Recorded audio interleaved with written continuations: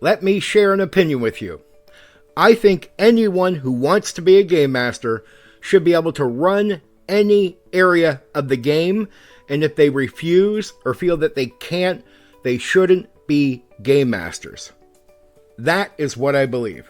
When I hear people separating categories like railroading and sandboxing, that is not my experience, and that is not what I offer my players. What do I mean? I will offer my players many tracks that they can get on and go if they choose. If they want to get off those tracks and do whatever they want to do, they can, which is what we call a sandbox. Of course, I set up a track for my game, many tracks, but again, at any point, my players can take their characters off of the track and suddenly they're in a sandbox. I have never offered my players anything less than that. No matter what track I offer them, they can turn the game into a sandbox whenever they want, because I offer everything. Another area many dungeon masters may skip is a lot of roleplay. They want to get onto the adventure, to the fighting, to the traps, to the whatever. But what are you really doing if you bother to play it out as a game master?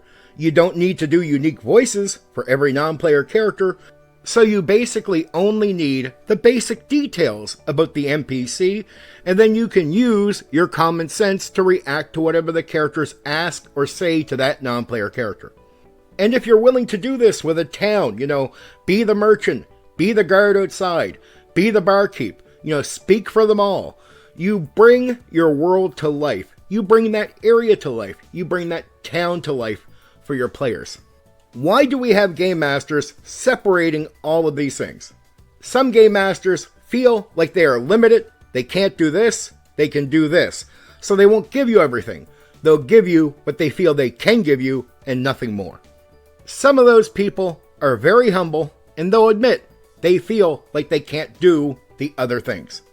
But many who have an ego that needs to be fed, who do not want to see themselves as less than what they think they are, they'll make excuses. They'll attack the other ways of gaming. In not so many words, they will try to degrade these other ways as being less than what they do, so they can think of themselves as the people that they think they really are. But in reality, game mastering is not as hard as most people believe.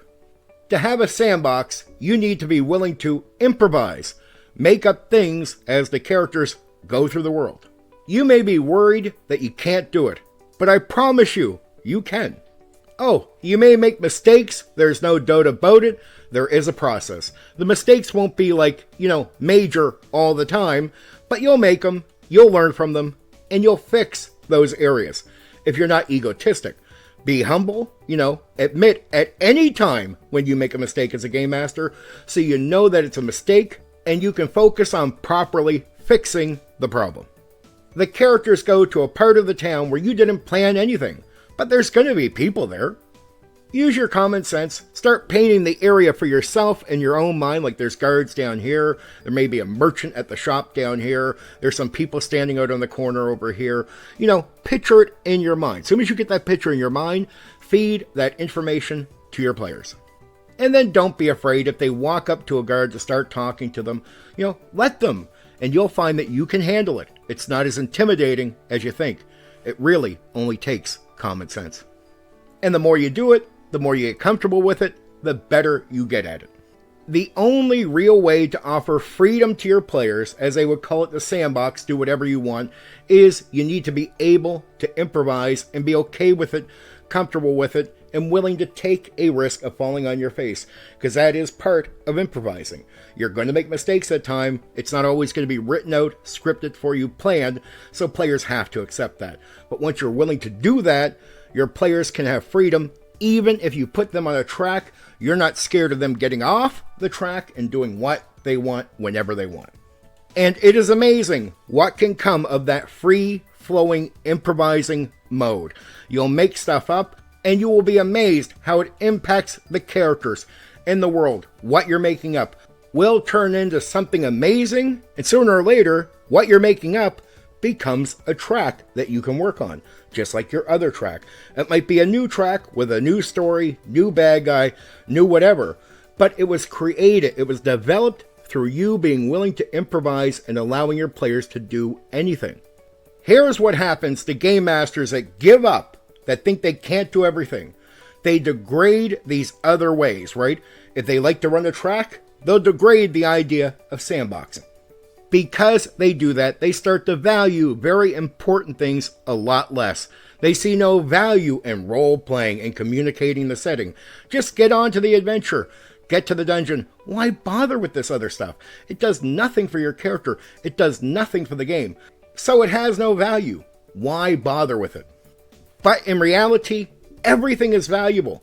Because we're not here to see how good the characters do. We're here to have a good experience. And sometimes, strangely, the good experience can include your character not doing well that night, maybe having a good laugh, who knows what come of it, but it was fun. Because it's not about losing or succeeding. It's about having a great experience. Alright, for now, take care.